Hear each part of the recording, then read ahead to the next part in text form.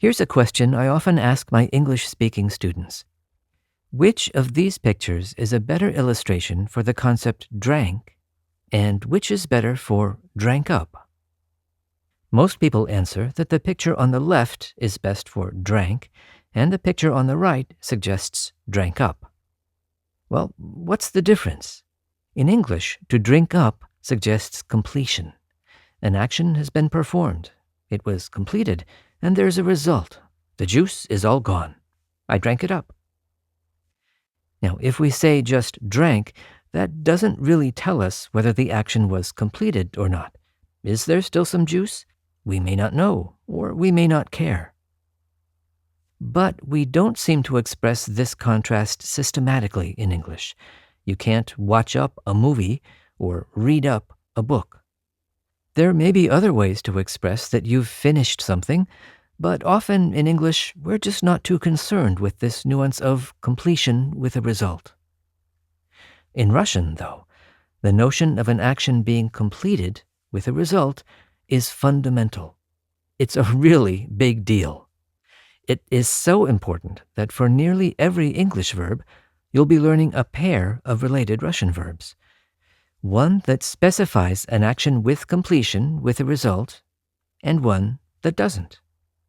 Those that do specify completion we'll call perfective, and the others we'll call imperfective.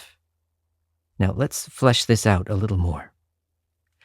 Perfective verbs are typically used for actions that happen once, are completed, and when there's some result that's relevant.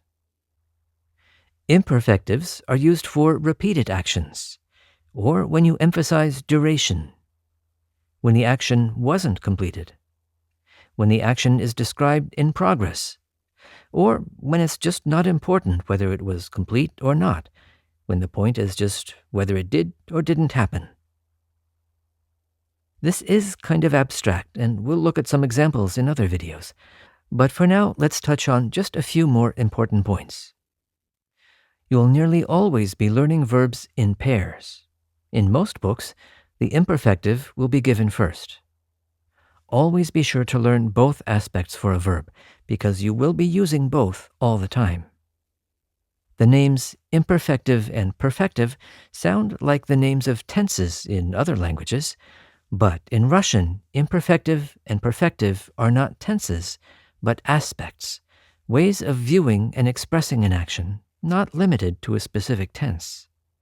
And that is why you will see either aspect used in the infinitive, in the past tense, in commands, and in the future. But there is one really important exception to this. Only imperfective verbs can have present tense meaning. There is a kind of logic here. If something is happening in the present, it must be going on right now as a process.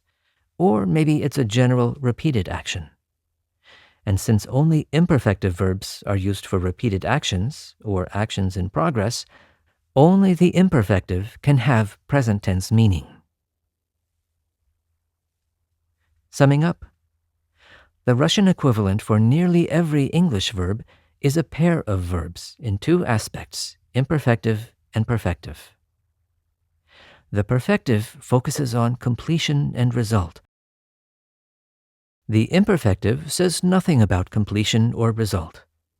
It's used when we talk about repeated actions, actions in progress, or when we talk about duration. And be aware that we're just scratching the surface here. In other videos, we'll talk about the forms of the two aspects and look at examples in context. Don't worry if this all seems kind of abstract. The main point is that aspect is an essential, very expressive, sometimes very subtle feature of the language that you'll be thinking about for a long time.